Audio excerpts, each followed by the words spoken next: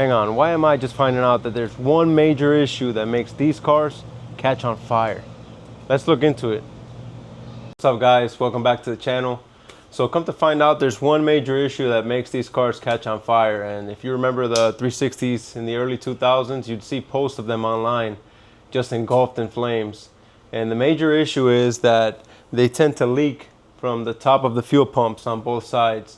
So there came a point that every time I would park the car in the garage, whenever I would shut it off, it would smell like fuel back here. And I decided to open this up and give it a look. Well, better if I just show you guys. We're in the engine bay and I already took the side covers off just to investigate, but you can see there's plenty of evidence of fuel leaking. And the reason for that is the top of this fuel pump assembly is all plastic. Actually, the majority of this assembly is plastic. So they tend to leak out of there, and then also these rollover valves, they tend to leak on both sides. Now here's the passenger side, and you can see more evidence of fuel leaking. As you can imagine, it gets really hot back here, and if those vapors ignite, it leads to a fire. So I did what I normally do and did 1,000 hours worth of research and ordered about $5 billion worth of parts. But no, seriously, I found out that the fuel pumps themselves have a Bosch part number, which is the exact same part sold by Ferrari, and it goes for a lot cheaper, so I did order that. But then I had to stick with the original Ferrari parts for the valves and the seals and all the other stuff. So let's get to it. So a couple things I always like to do when I'm working on my cars, especially if they have nice paint, is put a nice fender cover on there. You can get the stuff off Amazon, Harbor Freight, or wherever you can find one. So just throw one on there to protect the paint, and don't wear any belt with a belt buckle or any metal zipper or any metal hanging off of your body at all to where you're going to damage the paint. So once that's protected, I'm going to come in here and I'm going to spray this down with some alcohol to kind of clean it up, and then that way we'll be able to see whether our job was a success or not. So I'll go ahead and spray nice and generously.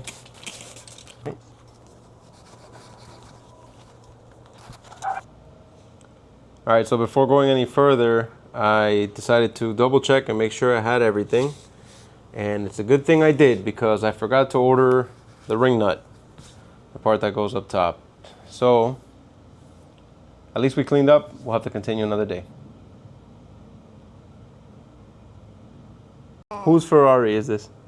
Mine. No, this is my Ferrari. My Ferrari. That's my Ferrari. My Ferrari. That's my Ferrari. My Ferrari. My Ferrari. My Ferrari. You. We're still gonna make good use of our time, and we're gonna go ahead and do the spark plugs. Here's the part number for whoever needs them. Obviously you need 8. Spark plugs is pretty straightforward on this car. You got the coil packs, looks like 10mm bolts. Just pull them right off. Spark plugs are right under there. So one thing you want to be extra careful with on this car is dropping any tools or hardware.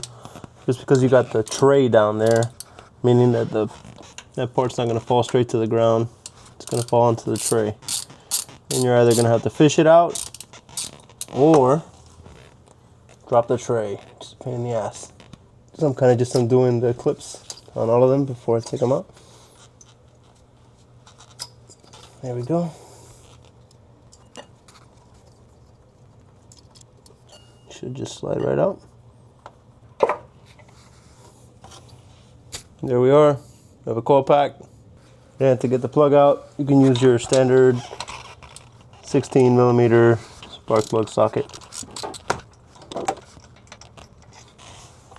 And we have our first plug out. Doesn't look bad. All right, so even though we got new plugs, it's always good practice to check the gap on the plug before installing. So factory recommendation is 0.6 of a millimeter. So I have these stacked up ready to where it's 0.6. And we're gonna insert it in here and make sure that it's just enough. So it feels good to me. All set. So first I'm gonna slide this spark plug back in by hand, being careful not to hit the tip on anything, because that's gonna mess up our gap. Make sure we have a good start on the threads. All right, and I already have our torque wrench set up to the required torque, which in this case is 9.8 Newton meters. So I'm gonna slide that in here. All right. And you want to make sure you don't over torque the spark plugs. Very carefully, now we're just going to insert our coil pack back on. All the way in, nice and aligned. And we're going to slide our hardware in, and we're going to tighten our hardware. I always like to get everything started by hand. That way we make sure we're not cross-threading anything.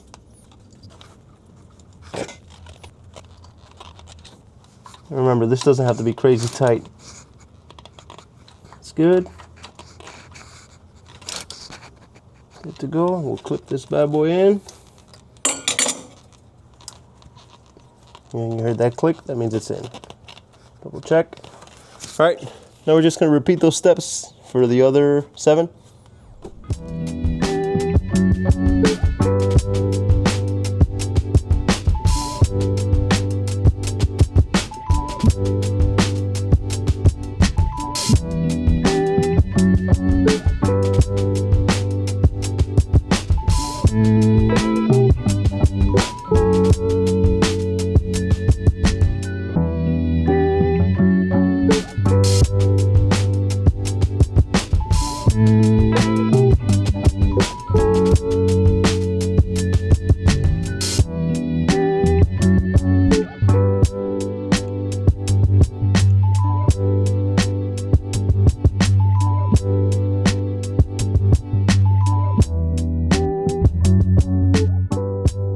Plugs are done, so we just want to crank this thing over, see if this thing turns on. And we also have to keep in mind that we have our fuel leak issue in the back still.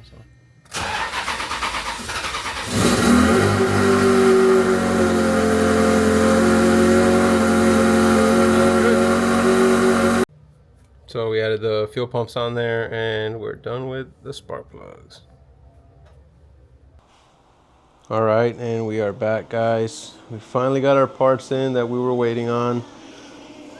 So since we have all the parts in, I'm gonna go ahead and get started with the driver's side, which is what looks to be the easier side. First off, we're gonna need to remove this ring nut here, which is what holds the fuel pump assembly inside the tank. Then we're gonna take off these rollover valves and the lines that connect them. Then we're gonna take off what is like a top hat for the fuel tank, and it's where the ring nut threads onto.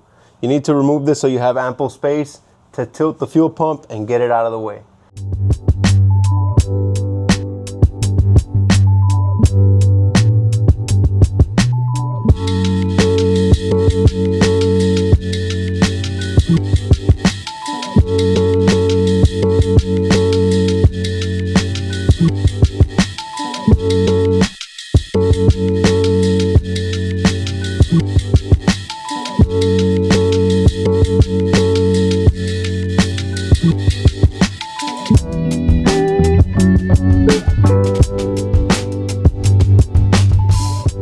So far, pretty painless. You might have noticed I put some tape on here when I took these rollover valves out, and that's because I don't want to drop any of these small bolts inside the fuel tank. There's also some spring tension, so you might have noticed when I pulled the last bolt out, this thing kind of just popped right up. We're going to want to try and take this all out as a single assembly out of here.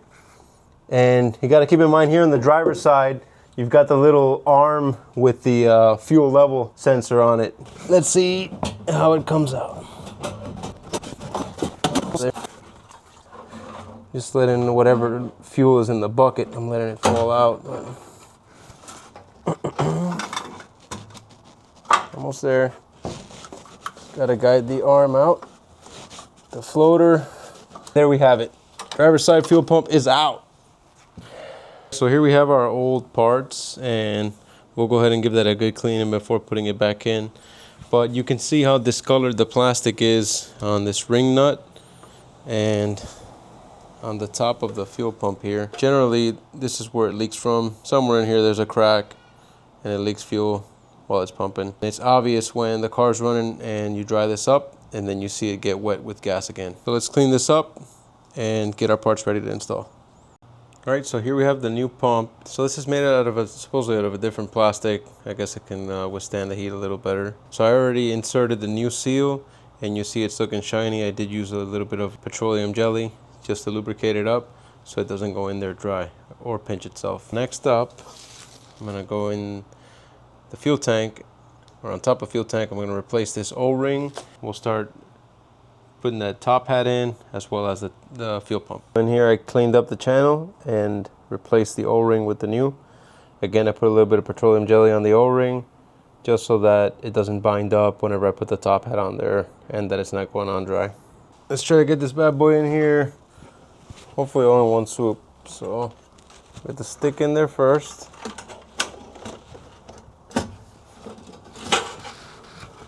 Try to get all this in there. Okay.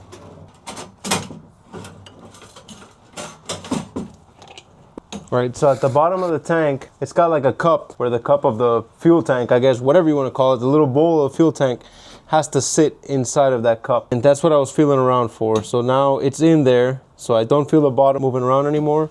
So we'll go ahead and get a few of these holes started on here. Let's get this all lined up. And I'll get some of these bolts started first, and then we'll slide this in here, make sure that this seal doesn't get pinched, and we'll put our ring nut on.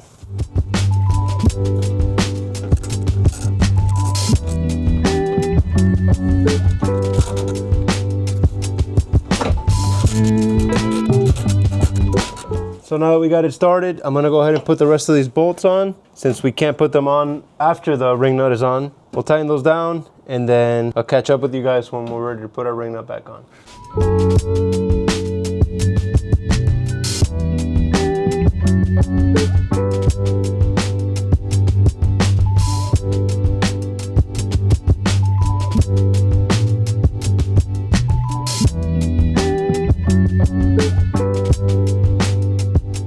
Well, that was pretty painful and time consuming, but got it all done. So all our bolts are in and tight. Go ahead and run our finger over it one more time just to make sure. All right, so all the bolts are in and tight. Now I'm gonna slide this bad boy in here, and we gotta make sure we don't pinch this seal. So even when I was doing this outside, no matter what angle I would get this at, it will sort of pinch it. So we gotta run our finger across all the way along. It's kind of in there. Let's get our nut over it. We just have to get it started. All right, popped out. Let's try again.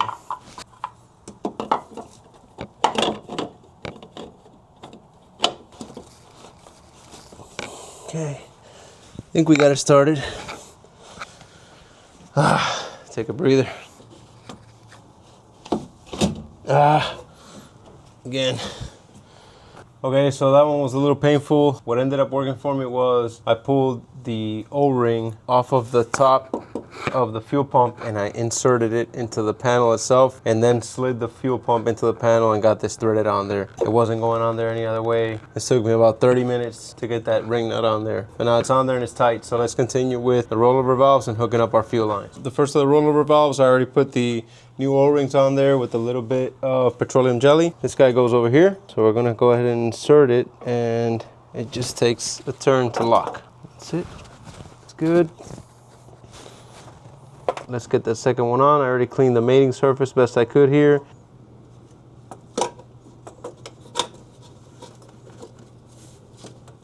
All right, nice and even until we feel it stop. And we see that the O-ring is not pinched on there. Okay, so we're gonna hook up our lines here. And these are all a quick disconnect style. So you're gonna wanna hear it click, and then you wanna pull back to make sure it doesn't pull out. Okay, so those two are in. Now we're gonna connect our fuel line back to the fuel pump. Again, click, tug test. And then lastly is our connector to the fuel pump. Click. And they're supposed to have some kind of security pin. This one was missing. All right, driver's side is done. We're over here on the passenger side. It doesn't look as fun as the driver's side because you've got a lot more lines and solenoids and a bunch of crap on top of the fuel pump here. So it might be a little more difficult, but in theory, it's the same exact job. Let's go ahead and get it started.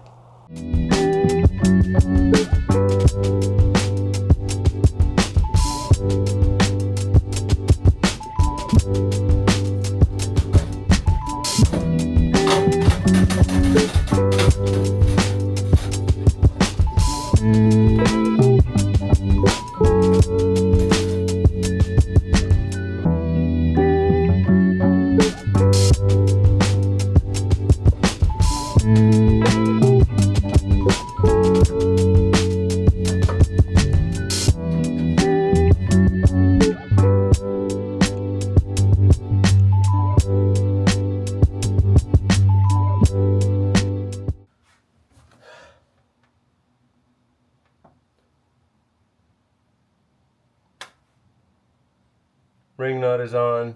Fuel pump is on. Now let's get to putting the rollover valves and all the other crap back on.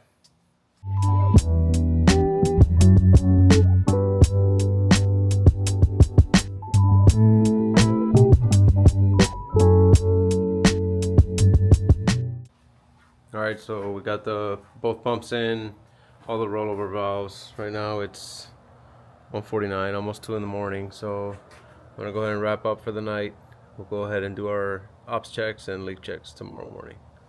Peace. Good morning. Alright, so I'm up. We're gonna start the car up, see if there's any leaks, make sure that the car starts, that the fuel pumps are functioning correctly, and then if everything is working, we're gonna take it outside. I'm gonna wash it, and I'm gonna use this car for a date tonight with my wife. Also super important, I didn't mention it before, but I did have one standing by. Whenever you're working with anything in the fuel system, make sure you have a fire extinguisher standing by. You never know if something happens, if a spark lets out and you cause a fire in the car, you wanna have something ready to put that fire out. Let this thing prime, and moment of truth.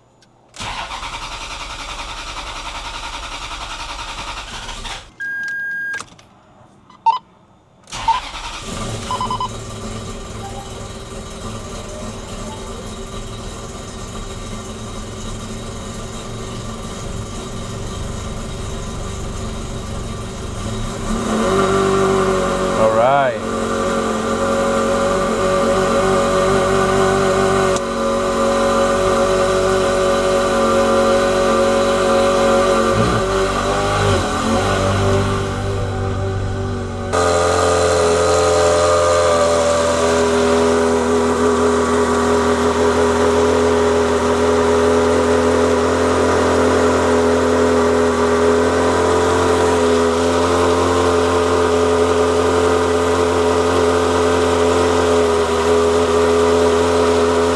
Good news.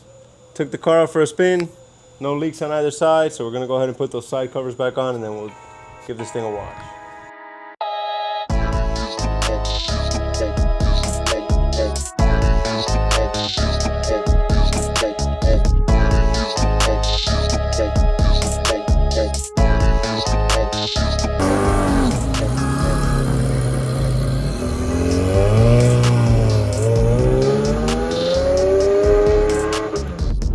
Well, everything worked out.